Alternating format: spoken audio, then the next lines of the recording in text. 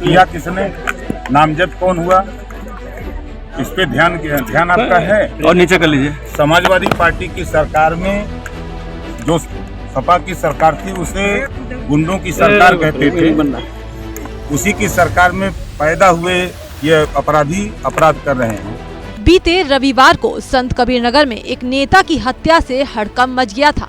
वो नेता थी सुभाषपा की महिला नेता नंदिनी राजभर, जिसके मुखिया हाल ही में मंत्री बने हैं। अपने नेता की हत्या की खबर सुनकर राजभर का पारा तो हाई हो गया। वो सीधा नेता के घर पहुंच गए और वहां जाने के बाद उन्होंने सरकार पर ही सारा गुस्सा उतार दिया। चौंकिए मत, योगी नहीं बल्कि पूर्व की सपा सरकार। जी हाँ, कैबिनेट मंत्री और सुभाषपा चीफ ओपी राजभर ने समाजवादी पार्टी को इसके लिए जिम्मेदार ठहराया। मीडिया के इस हत्याकांड पर सवाल पूछते ही वो सपा पर भड़क गए और कहने लगे समाजवादी पार्टी की सरकार में शह मिला और गुंडे पैदा हुए जो अपराध कर रहे हैं। किया किसने, नामजद कौन हुआ, इस पे ध्यान आपका है। और नीचे कर लीजिए। समाजवादी पार्टी की सरकार में जो सपा की सरकार थी उसे गुंडों की सरकार कहते थे, उसी की सरकार में पैदा हुए ये अपराधी अपराध कर रहे हैं।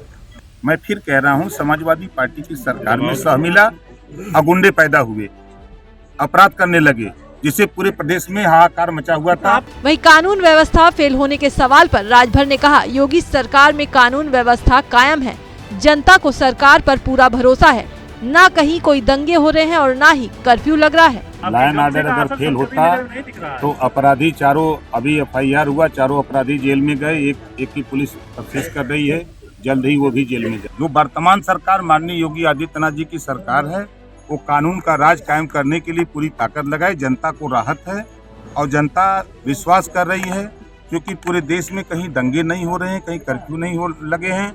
बता दें कि 10 मार्च को सुभाषपा महिला मोर्चा की प्रदेश महासचिव नंदिनी राजभर का शव उनके घर में खून से लथपथ हालत में मिला था। हत्या की जानकारी मिलते ही मंगलवार को पार्टी प्रमुख नंदिनी के घर पहुंच गए, जहां उन्होंने पीड़ित परिवार से मुलाकात कर 2 मिनट का मौन रखा। साथ ही पीड़ित परिवार को हर संभव मदद देने और मामले में सख्त कार्रवाई का आश्वासन दिया है।